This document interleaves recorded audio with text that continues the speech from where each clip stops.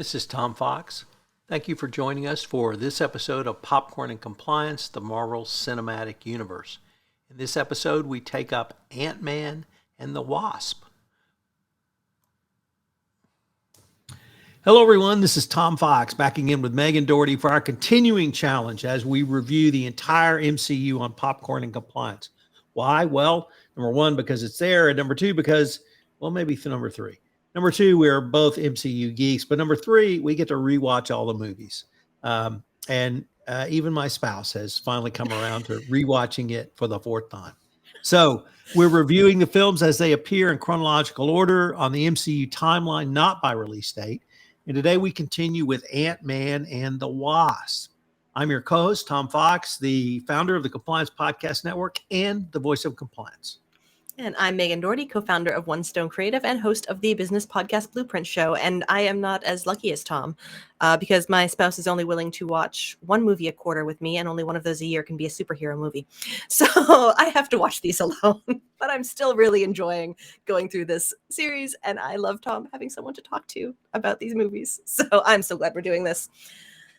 And I think we had to, go ahead. Take us where we need to go. I was going to say, I think we had kind of similar experiences with this is Ant-Man and the Wasp. So it is the second Ant-Man movie. And I know I enjoyed this a lot more than I expected to. You know, what it says on the tin doesn't sound that great, but what a charming and delightful movie. What did you think of it? I agree. When I saw it originally, I was not that impressed, but there was a lot in here, and it was fun. Just fun.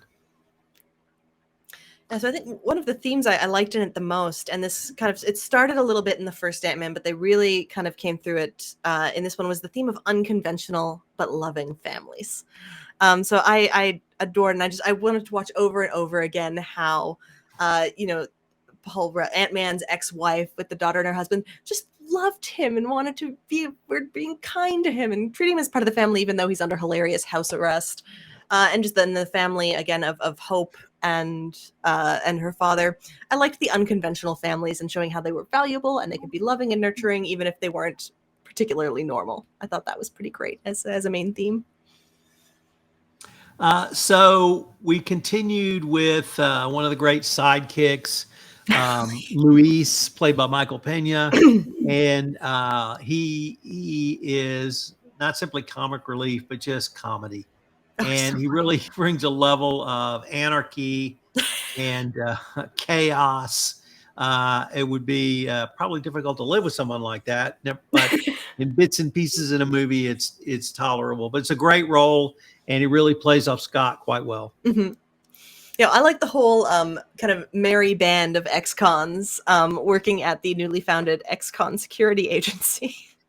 It's great. And I think that they, the kind of the goofy, the silly sidekicks ended up saving the day at the end after all of the deep blue hero stuff that our shape-shifting insect suit wearing heroes were doing. And there was another really interesting element to this one. There was the ghost character. I admit I found some of the science in this a little bit hard to follow, but who had been impacted badly by the quantum realm and was aided and abetted by former colleague Dr. Foster, not apparently related to Jane Foster. Didn't get that there. Apparently not. Apparently not. I thought that was kind of a letdown. I was like, "Ooh, we're going to be getting a cool Foster connection," but no, we're not. Who ultimately also self-sacrificed for family, someone else's family, but still very kind. So that was interesting because the character who was the former colleague of Hank Pym was played by Lawrence Fishburne. He's so good. And he is always and shall and forever be Morpheus. Most of the world because of his work and that series on The Matrix. But when he is first introduced, he seems to be fairly pure in terms of his morality, but it turns out it's much more complicated than that. And he really, on the moral scale, moves far down the scale around what he is willing to do to help Ghost or not going forward. So that was an interesting character arc for me. The a couple of really fabulous pop culture references. So many. I guess we would have to call them Easter eggs, but in one, they are at a drive-in movie, and the movie playing is one of the top sci-fi classics from the 50s called Them. And in Them, a nuclear explosion irradiates red ants, and they become giant ants. So that was extraordinarily cool to see that. But the other one was a little more obscure, but equally, I thought, interesting, which was a reference to the musical group Adam and the Ants. And there was a singer in the early 80s called Adam Ant. And he was pretty glam, like a precursor to glam, but without the really big hair, but the makeup and the costume. And he was an early fan of MTV. So I kind of grew up with MTV. It started when I was in law school, and that's what we watched 24/7 when it first came out.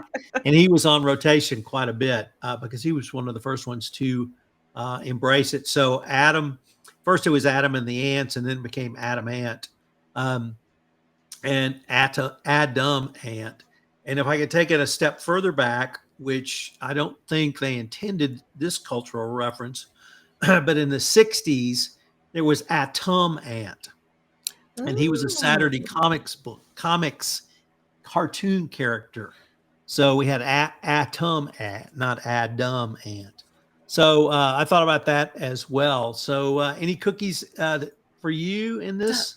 Absolutely tons, but mine were a little nearer in history, so I could not get over all of the 90s references that were happening. It would just that's when I was growing up in the 90s. So the Pez dispenser, the Hot Wheels, Antonio Banderas as a reference, Jurassic Park, clever girl, them basically being Miss Frizzle in the Magic School Bus, zipping around from place to place. So I thought that was really fun. I felt like they slipped a lot in for the millennials, which I appreciate in a movie.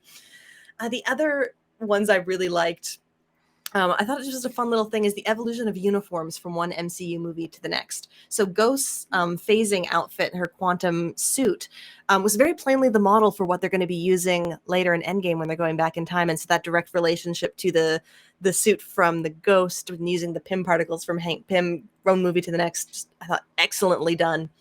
And just a shout out to the nematode zone in the quantum realm. Nematodes are my favorite microbe-sized life forms.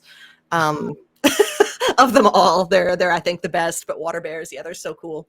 And I thought it was great that they were willing to eat anyone who came within their path. That seems very on brand for nematodes. It's interesting your Hot Wheels reference because those actually came out in the 60s. So was there a TV show in the 90s about them? I don't know, but so I had big Hot when I was Wheels in elementary school. They were huge when I was growing up, and that reference was extraordinarily cool. I went from collecting Matchbox cars to Hot Wheels. So it was a pretty cool thing. And my sister collected them when we were little. This movie was just fun. Yeah. And it was not fun in the way that I thought Thor Ragnarok was fun. This was almost a rom-com in many ways. But it worked. It really worked. And so are they or aren't they? Who knows? But I think we both really enjoyed it at the end of the day. What were kind of your thoughts about the relationships? Well, I think one of my favorites was Agent Jimmy. So the secret agent who was in charge of Scott Lang's house arrest. He was hysterical. Oh my gosh, he was so funny when he was talking to little Cassie and explaining using completely grown-up words and syntax, but in a very nice and friendly voice, exactly what house arrest was and why it happened. And then later at the end, when he's awkwardly not inviting Scott to dinner, but then it's like, but do you want to get dinner? What a great character. I absolutely adored him. And I thought his relationship with the other people was one of my favorites. And I think, cool, Scott and Hope, awesome, become a thing, be a great family, that's lovely. But the one that really gets me is Judy Greer, Scott's ex-wife, and her new husband, and how much they love Scott and their daughter, and they're going to co-parent effectively, and I'll just be really nurturing and buddies together. No other relationship can compare to that, as far as I'm concerned. Although I think it was very nice that the Pims got back together. Well, what about Cassie? Cassie, great kid, hilarious, sassy, witty, on the ball. And Hank Pym's wife was Michelle Pfeiffer. So no more need be said. No more need be said. And how great does she look gray? God, may I age that well? Or she was starting from a stronger place.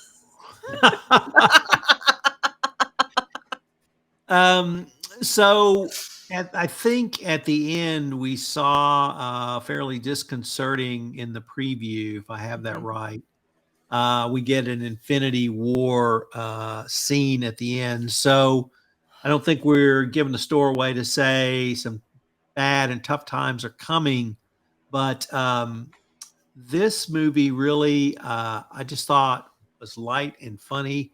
Now that we've watched these in chronological order, it makes sense to me now why they put this one here. Yeah. And it does lead. We see both Ant-Man and Wasp in later movies. And I wasn't quite sure how all of that worked because I hadn't seen it chronologically before. So once again, 2 thumbs up from me. And same here. Yeah, this is a great weekend movie, a great movie in the spirit of action movies of the 90s. Great to watch with the kids over the weekend. So enjoy. Well, we're moving towards the end, Megan, and I hope our fans will continue to join us as we explore the MCU series on Popcorn and Compliance. Yep. Next time when you hear us, we are going to be, very close to wrapping up the end of this is phase 2 of the MCU, but we are going to be watching and talking about Infinity War. This is Tom Fox again. Hope you've enjoyed this episode of Popcorn and Compliance, the Marvel Cinematic Universe. Megan and I are moving towards our completion of phase 2 of the MCU. Next up, Infinity War, and then Endgame. You might want to watch these two as they're 2 great episodes, and I know you will enjoy not only rewatching them, but our podcast on them. We look forward to visiting with you again on Popcorn and Compliance, the MCU.